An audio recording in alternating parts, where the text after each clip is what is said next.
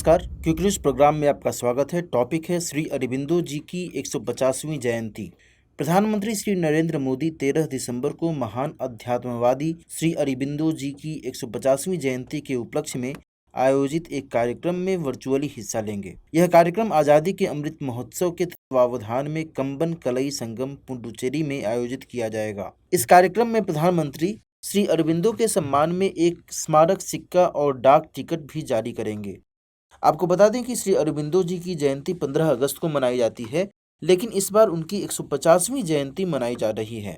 अतः इसी उपलक्ष्य में और आज़ादी के अमृत महोत्सव के तत्वावधान में साल भर की गतिविधियों और कार्यक्रमों का आयोजन करके श्री अरबिंदो जी की 150वीं जयंती मनाई जा रही है।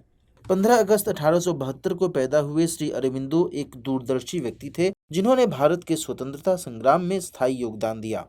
उनका जन्म कलकत्ता में हुआ था और वे एक योगी, दार्शनिक, कवि और भारतीय राष्ट्रवादी थे, जिन्होंने आध्यात्मिक विकास के माध्यम से पृथ्वी पर दिव्य जीवन के दर्शन को प्रतिपादित किया। वर्ष 1902 से 1910 तक उन्होंने भारत को अंग्रेजों से मुक्त कराने हेतु स्वतंत्रता संघर्ष में भाग लिया। उनकी राजनीतिक गतिविधियों के परिणाम स्वरूप उन्हें वर्ष 1908 के अलीपुर बम कांड में कैद कर लिया गया था। 2 साल बाद वह ब्रिटिश भारत से भाग गए और पांडिचेरी यानी वर्तमान पुदुचेरी के फ्रांसीसी उपनिवेश में शरण ली। यहाँ पर उन्होंने अपने पूरे जीवन को एक पूर्ण और आध्यात्मिक रूप से परिवर्तित जीवन के उद्देश्य के लिए अभिन्न योग के विकास हेतु समर्पित कर दिया। पांडिचेरी में उन्होंने आध्यात्मिक साधकों के समुदाय की स्थापना की, जिसने वर्ष 1926 में श्री अरबिंदो आश्रम के रूप में आकार लिया। उन्होंने केवल 18 वर्ष की आयु में ही ICS यानी वर्तमान IAS की परीक्षा उत्तीर्ण कर ली थी और वर्ष 1905 में वंदे मातरम नामक एक अंग्रेजी अखबार की शुरुआत भी की थी।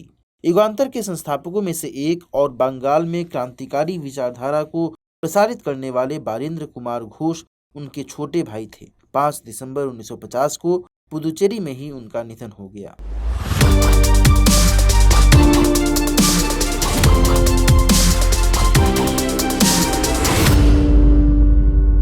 हिंदी में UPSC की तैयारी से संबंधित प्रोग्राम्स को देखने के लिए सब्सक्राइब करें स्टडी IQ IAS हिंदी।